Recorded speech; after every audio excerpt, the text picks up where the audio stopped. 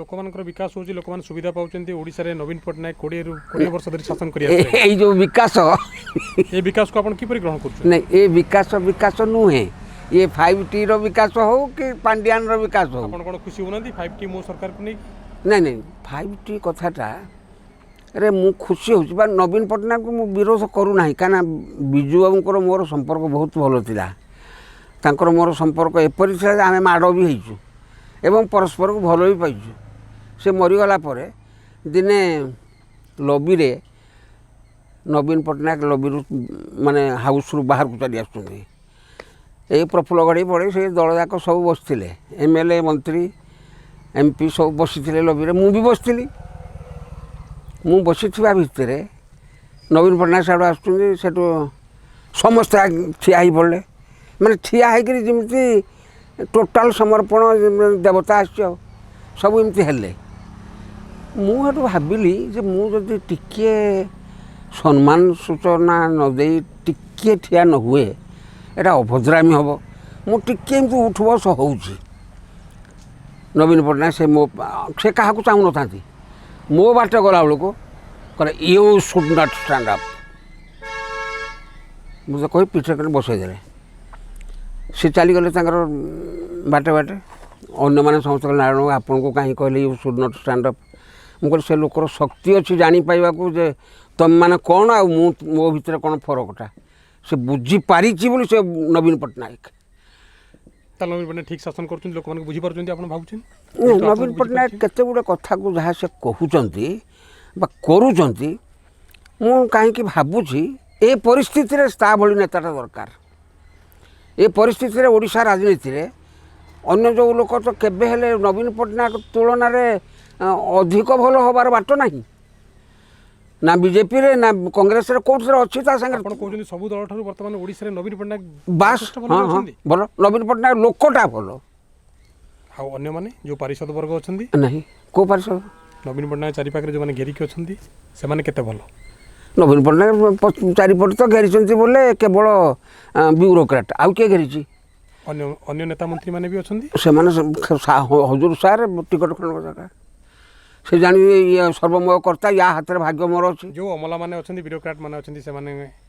को आपण को दृष्टि से माने एडवांटेज न शिखिचंदी अमला केबे हेले कहा को एडवांटेज देइनी कि देश पई से राजनीति माने ब्यूरोक्राट हेइनी ता बापा ताको पाठ पढ़ी बोले से ब्यूरोक्राट हेइ ना लोके भोट देइनी बोले से ब्यूरोक्राट तेणु से तो नेता मान को सुपरसीड कर छाले टैलेंट विजडम बुद्धि से जनकर आपण कोन भाबुचंती एग्जीक्यूटिव लेजिस्लेचर रो एबव को जीवा दरकार हाँ लेजिस्लेटर वर्तमान निजको आसेम्बली रे कहिला बेलू से निजे कौन कहूँ निजे जानूनी मु निजे लेजिस्लेटर मु अध्यवसाय करी ना से जहाँ जी कहला हाथ टेक हाँ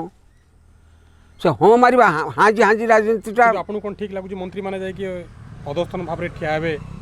जन ब्यूरोक्राट पाखे हाँ होती केते दूर ग्रहण योग्य नहीं से प्राक्टिकल जिनटा सेटा जदि करुँच टिकट खंडिक निरापद सेटा जदि करुँच ताहले राजनीति रे तिष्ठि रहिबे सेटा न कले शेष हो एटा कोन संवैधानिक व्यवस्था नहीं संविधान संगे तांगर संपर्क नहीं ना मो परिवार बंचले गला जनतन प्रकार तिष्ठि रहिबार बस जे कोन से पर तिष्ठि भी आउ से पांड्यान रो गोड़ धरे कि जहाँ करे पांड्यान को कार्य करे आपण कोन खुशी नहंती 5T को नहीं मो सरकार को नहीं पांड्यान रो कार्य रे खुशी होबा पई से गोटे अति बुद्धिया लोकटे बोलू बुद्धिमान कम बुद्धिमान लोक अच्छा सदृश से जयललिता बेलू तार भाई बंधु कुटुंब सब जो स्टाइल रे गढ़ुले ये सहीटा आडप्ट कर जोटा कि नवीन पटनायक केबे ताको प्रेम पटनायक शिखेनी कि विजु पटनायक शिखेनी कि बर्तमान किए निजर भाविक परामर्श देनी जदि परामर्श मिलूँ केवल पांड्यान पाखर मिलूँ आ तो क्या पाखर मिलूँ शिखिक तमिल हाँ हाँ तमिल तमिल से शिखिक आस जयललिता बेलू कौन से कौन कहले लोक गुड़ाक सहजरे आयत्त को पलि आसवे हाउ कैन आई कैप्चर लोके दे आर कैप्टिवेटेड ତାହେଲେ ଆପଣ କହୁଛନ୍ତି ପରୋକ୍ଷରେ ପାଣ୍ଡିଆନ ହିଁ ଓଡ଼ିଶାକୁ ଶାସନ ହଁ କରୁଛନ୍ତି? ମୁଁ ତ ଆଜି ସକାଳେ କେଉଁଠି କେଉଁଠି କାହା କହୁଛି ମୁଁ ଓଡ଼ିଶାର ମୁଖ୍ୟମନ୍ତ୍ରୀ କିଏ ନା କହିପାରିବ ପାଣ୍ଡିଆନ ନା ନବୀନ ପଟ୍ଟନାୟକ। ତେଣୁ ପାଣ୍ଡିଆନ ଯଦି ମୁଖ୍ୟମନ୍ତ୍ରୀ ଆପଣ ଜଣେ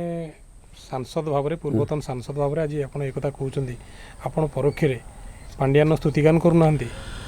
ନା ପାଣ୍ଡିଆନର ସ୍ତୁତି ପରିସ୍ଥିତି ଏଭଳି ହେଇଛି। ନବୀନ ପଟ୍ଟନାୟକକୁ ଆପଣ ସ୍ୱୀକାର କରୁଛନ୍ତି ନା, ନବୀନ ଭଲ ପଟ୍ଟନାୟକ- ନେତା ବୋଲି ନା, କହୁଛନ୍ତି, ଗୋଟେ- ଏପଟେ ପାଣ୍ଡିଆନକୁ ମଧ୍ୟ ସ୍ୱୀକାର କରୁଛନ୍ତି। ନାଇଁ ସେ ତାର ପଲିଟିକାଲ ପଏଣ୍ଟ ଅଫ୍ ଭ୍ୟୁରୁ ପାଣ୍ଡିଆନ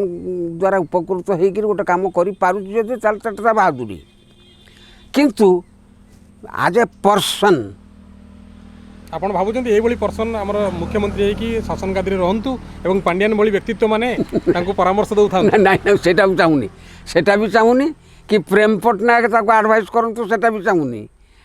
ବିଜୁବାବୁଙ୍କ ଆଦର୍ଶ ଯେଉଁଟା କହୁଛନ୍ତି ବିଜୁବାବୁଙ୍କର ଆଦର୍ଶ ଥିଲା କି? ବିଜୁବାବୁଙ୍କ ଆଦର୍ଶ ନଥିଲା, ବିଜୁ ଜନତା ଦଳ ଚାଲିଛି କୋଉ ଆଦର୍ଶ? ନାଇଁ ବିଜୁ ଆଦର୍ଶ ନଥିଲା। ବିଜୁବାବୁଙ୍କର ମୋର ଦିନେ ମାଡ଼ ହେଲୁ। ମାଡ଼ ହେବାର କାରଣ ଏଇ ପବିତ୍ର ବାବୁ କ'ଣ କରିଛନ୍ତି, ମୁଁ ଗୋଟିଏ ପ୍ରୋଜେକ୍ଟ ଯେଉଁ କରୁଥିଲି ମୋ ପ୍ରୋଜେକ୍ଟଟା ବନେଇବା ଭିତରେ ବୁଡ଼ି ଯାଉଥିଲେ 4ଟା ଗାଁର ଲୋକ। ସେ ଗାଁ 4ଟାର ଲୋକଙ୍କୁ ପବିତ୍ର ବାବୁ ମତେଇକିରି ନିଜର କରିଥିଲେ। ଏମାନେ ମୋ ବିରୁଦ୍ଧରେ ଭୋଟ୍ ଦେଇଛନ୍ତି। ତେଣୁ ସେମାନେ 60ଟା ଲୋକ ଯାଇଥିଲେ ତାଙ୍କ ଘରକୁ ଯେ ଆଜ୍ଞା କୌଣସି ଉପାୟରେ ପ୍ରୋଜେକ୍ଟଟା ବନ୍ଦ କରିବା ପାଇଁ ଆପଣ ଗୋଟେ ସାହାଯ୍ୟ କରନ୍ତୁ।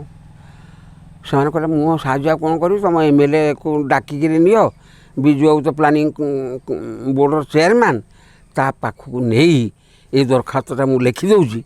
ଏଇଟା ନେଇକିରି ବିଜୁବାବୁଙ୍କୁ ହାତାହାତି ଦେଇଦେବ। ଏଇ ପରାମର୍ଶରେ ଗୋଟେ ତାଙ୍କର ହେଡ଼ମ୍ୟାନ୍ଟା ନେଇକିରି ଆସିଛି, କାଗଜଟା ପକେଟରେ ରଖିଛି। ପକେଟରେ ତ କାଗଜ ଅଛି। ବିଜୁବାବୁ ଆସିଲେ ଏ ଲୋକଟା କାଗଜଟା ନେଇ ବଢ଼େଇଲା। ସେଥିରେ ଲେଖା ହେଇଛି ଯେ ପ୍ରୋଜେକ୍ଟଟି ବନ୍ଦ କରାଯାଉ। ହୁଣ୍ଡା ଲୋକ କ'ଣ ବୁଝିବ, ମୁଁ ପାଖରେ ବସିଛି, ମୁଁ MLA 2 ମାସର। ଫଟକିରି କହିଲେ ବିଜୁବାବୁ, କହିଲେ ତୁ ଏଟା ମୋ ଠିକି ଦସ୍ତଖତ କରି ରେକମେଣ୍ଡ କରିଦେ। ପବ୍ଲିକ ଆମ ଏରିଆ ପବ୍ଲିକ ଆଗରେ କହୁଛନ୍ତି ତୁମେ ଦସ୍ତଖତ କରିଦିଅ ମୋ ପାଖକୁ। ସେଇଠି ଗୋଟେ ଗାଉଁଲି ଲୋକଟେ କହିଲା ଯେ ପୁଅ ଦସ୍ତଖତ କରିଦିଅ। ତ ସେ ଭୋଟ୍ ଦେଲା ବେଳକୁ ପୁଅ ନାହିଁ, ଏଇନେ ପୁଅ ମୋ ମନେ ମନେ ଭାବୁଛି। ସେଠୁ ମୁଁ ଗୋଟେ ପ୍ରେଜେନ୍ସ ଅଫ୍ ମାଇଣ୍ଡ ଲଗେଇଛି। ଆଉ ମୁଁ କହିଲି ଆଚ୍ଛା ବିଜୁବାବୁ, ଆମେ ତ ଭାରତବର୍ଷକୁ ଶାସନ କରୁଛୁ, ଇନ୍ଦିରା ଗାନ୍ଧୀ ପ୍ରଧାନମନ୍ତ୍ରୀ। ପ୍ରୋଜେକ୍ଟଟି ବନ୍ଦ ହେବା ଯଦି ମତଲବ ଆପଣଙ୍କର, ଏଇଟା ଆପଣ ମୋ ଠିକି ରେକମେଣ୍ଡ କରିଦେଲେ ମୁଁ ଏଇଟା ଯାଇକିରି ତାଙ୍କୁ କହିବି ଯେ ବିଜୁବାବୁ ରେକମେଣ୍ଡ କରିଛନ୍ତି ତୁମେ କରିଦିଅ। ସେ ଚାହୁଁଛି କାହିଁ ଟୋକା ଇଏ କ'ଣ ଗୋଟେ କହୁଛି ଯେ ମୁଁ ଠିକି ରେକମେଣ୍ଡ କରିବି। ଅହଙ୍କାର ହେଲା। ସେତିକିରେ ବି ସେ ରାଗି ନାହାନ୍ତି। ସେଇଠି ମୁଁ ମାନେ ଖଚଡ଼ା ଲୋକ, ସେ ଯେଉଁ ଲୋକଟି ମୋତେ କହିଥିଲା ପୁଅ ଦସ୍ତଖତ କରିଦିଅ, ମୁଁ କହିଲି ଏଇନେ ପୁଅକୁ କହୁନ ଦସ୍ତଖତ କରିଦେବ। ଶଳା ତ ରାଗିଗଲା। ଆଉ ଶଳା ଏଇ ଗାଉଁଲି ଲୋକର ପୁଅ ମୁଁ ଏଇଟା ଇଏ ମୋତେ କହୁଛି, ୟା କହିକି ଢାଇ ରୋଟି ଲଗେଇଦେଲା। ଆଉ ଯେମିତି ମୋ ପିଠିରେ ଗୋଟେ ବସିଗଲା। ମୁଁ ଦେଖିଲି ପବିତ୍ରଙ୍କୁ ଏକଦା ମାରିଥିବାରୁ ସାରା ଓଡ଼ିଶା ସେ ବୁଲିକିରି ୟା ବିରୁଦ୍ଧରେ କରିକିରି 27 ବର୍ଷ ତାକୁ ଆଉଟ୍ ଅଫ୍ ପାୱାର ରଖିଛି। ଆଚ୍ଛା ମୁଁ ଯଦି ମାଡ଼ ଖାଇଛି ୟା ହାତରୁ, ପବ୍ଲିକ ଆମ ଲୋକ ଦେଖିଲେ ଗଲେ କାଲି ସକାଳୁ ପ୍ରଚାର କରିବେ ଯେ MLA ମାଡ଼ ଖାଇଛି, ତେଣୁ ମୋତେ ଅପମାନ ହେବ। ସେଇ ଭିତରେ ମୁଁ ଗୋଟେ ଆଖି ପିଛୁଡ଼ାକେ ବୁଝିନେଲି ଯେ ପରିଣାମ ଯାହା ହେଉନା କାହିଁକି ବିଜୁବାବୁକୁ ମୁଁ ଗୋଟେ ବଜେଇ ଦିଏ। ସେ ମୋତେ ବଜେଇ ଦେଲେ, ମୁଁ ଗୋଟେ ବଜେଇ ଦେଲି। ଆପଣ ବି ବଜେଇ ଦେଲେ? ବଜେଇ ଦେଲି, ଜୋରରେ ବଜେଇ ଦେଇଛି। ବଜେଇ ଦେଲା ପରେ ସେ ବିଜୁ ଚାଲିଗଲା ତାର ଉପର ଘରକୁ। ଲୋକ ବି ଉଠିକିରି ଭାଇ ଚାଲିଗଲେ। ମୁଁ ସେଠୁ ଭାବୁଛି ଭୁଲ ଭାଲ ହେଇଗଲା କି, ଆଉ ମାରିଦେଲି ମୁଁ ତାକୁ। ପ୍ରହ୍ଲାଦ ମଲ୍ଲିକ ଇରିଗେସନ୍ ମିନିଷ୍ଟର ଥାଆନ୍ତି। ସେ ତ 2 ଜାଗାରେ ଠିଆ ହେଇଥିଲେ। ରାଜନଗରକୁ ଛାଡ଼ିଲେ, ଛାଡ଼ିବାରୁ ବିଜୁବାବୁଙ୍କୁ ଦେବାରୁ ସେ ବାଇ ଇଲେକ୍ସନରେ ଆସୁଛନ୍ତି। ତେଣୁ ପହଲି ମଲ୍ଲିକଙ୍କର କଥାରେ ସେ ବସଉଠୁ। ସିଏ ସେତେବେଳକୁ ସେ ଗୋଟେ ଜିପ୍ ଚଢ଼ନ୍ତି, ହାଡ଼ୁ ଆସୁଛନ୍ତି। ଆମ ଏଇ ଯେଉଁ ଲୋକ ଗୁଡ଼ାକ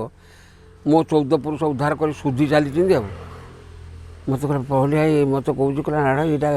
ଏଇ ତୁମ ଲୋକ ଗୁଡ଼ା କାହିଁକି ତୁମକୁ ଶୁଧୁଛନ୍ତି? ମୁଁ କହିଲି ଶୁଧିବାର କାରଣ ପୁରା ଏମିତି ହେଇଗଲା। ବିଜୁବାବୁରୁ ମୋର ମାଡ଼ ହେଇଗଲୁ, ସେ ମୋତେ ମାରିଦେଲେ, ମୁଁ ତାଙ୍କୁ ମାରିଦେଲି। ଏମିତି ହଉ ହଉ ଏଇ ଜାଗା ଆସିଛୁ କହିଲା ମାଡ଼ ହେଇଗଲା ଆଚ୍ଛା ହଉ ଆସ ଆସ ମୋ ସାଙ୍ଗରେ ଆସ ଚା ଯିବା ତା ପାଖକୁ ମୁଁ କହିଲି ପରେ ମୋତେ କହନି ମୁଁ ମୁଁ ତାକୁ ମାରିଛି ସିଏ ମୋତେ ତା ଘରକୁ ଏକୁଟିଆ ମୁଁ ଯିବି ମୋତେ ଯଦି ଜୀବନରେ ମାରିଦେବ ନାଇଁ ଭାଇ ମୋତେ କହନି ସେଠୁ କହିଲା ଆରେ ମୁଁ କହୁଛି ମୋ ପଛେ ପଛେ ଆସେ ପହଲି ଭାଇ ଚାଲିଛି ଆଗେ ଆଗେ ମୁଁ ଚାଲିଛି ପଛେ ପଛେ ସେତିକି ବେଳେ ବିଜୁ ବାବୁ ଚା କପେ ଖାଉଥିଲେ କାଜୁ ଗୋଟେ ଖାଉଥିଲେ ଦେଖିଦେଲେ ଯେ ମୁଁ ପଛେ ପଛେ ଆସୁଛି ଠିଆ ହେଇପଡ଼ିଲେ ଆଉ କହିଲେ ତୁ ମୋତେ ମାରିବୁ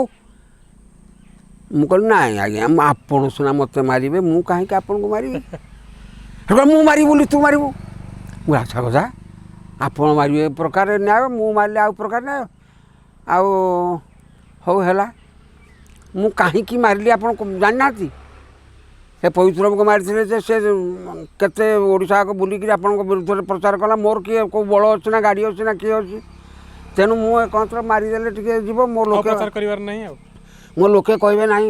ଆମ MLA ମାଇଚିଆ ନୁହଁ ଷଣ୍ଢ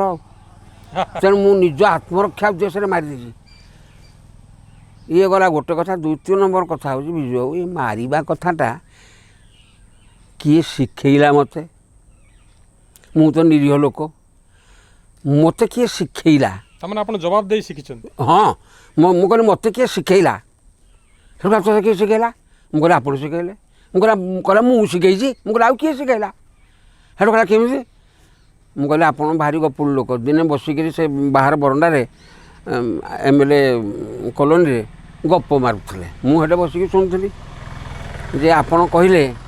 ଫୁଟବଲ ଖେଳ ବେଳରେ ଗୋଟେ ସାଙ୍ଗ ପିଲା ଆପଣଙ୍କୁ ମାରିଛି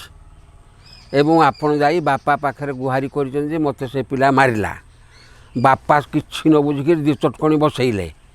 ବସେଇଲା ପରେ କହିଲେ ତୁ ଆଉ ଏଣିକି ମୋତେ ଆପତ୍ତି କରିବୁନି କେବେ ମାରିକିରି ଆସିବୁ ପଛକେ ଆପତ୍ତି କରିବୁନି ମାଡ଼ ଖାଇକିରି ଆସିବୁନି ଏ କଥାଟା ଆପଣ ବାପା ଯେଉଁ ଦିନଠୁ କହିଛନ୍ତି ଆପଣ ସେଦିନଠୁ ଯାହାକୁ ଦେଖୁଛନ୍ତି ମାରୁଛନ୍ତି ଆଉ କହିଲେ ତୁ ଏଟା ଶୁଣିଯାଇଛୁ ମୁଁ କହିଲେ ମୁଁ ଶୁଣିଛି ସେଠୁ କହିଲେ ତାହେଲେ ଆପଣ କ'ଣ କହୁଛନ୍ତି ସେଠୁ କହିଲେ ନାଇଁ ତୋ ମାରିବାଟା ଠିକ୍ ପହଲି ଭାଇ ହସୁଛି ମୁଁ ସେଠୁ ପିଠିଆଡ଼େ ଟିକେ ଆଉଁସିଲି ମୁଁ କହିଲି ମୋ ସରିଲା ତ ଆମ ଆଲୋଚନା ଆପଣଙ୍କ ପିଠିଟା ଆଉଁସି ଦେଲି ଆଉଁସିବା ପରେ ମୁଁ ପିଲା ଲୋକ ଆପଣ ମୋତେ ମାରିଲେ ଠିକ୍ କିଛି ଦୁଃଖ ନାହିଁ କିନ୍ତୁ ମୁଁ ଆପଣଙ୍କୁ ମାରିବାଟା ଆଜ୍ଞା ଠିକ୍ ନୁହେଁ ପରିସ୍ଥିତିରେ ପଡ଼ିକିରି ମାରିଦେଇଛି କାରଣ ତୁ ଠିକ୍ କରୁଛୁ ତୁ ନ ମାରିଥିଲେ ବି ଭୁଲ ହେଇଥାନ୍ତା ଆମ ଦୁଇ ଜଣଙ୍କ ଭିତରେ ଏଇଭଳି କଥୋପକଥନ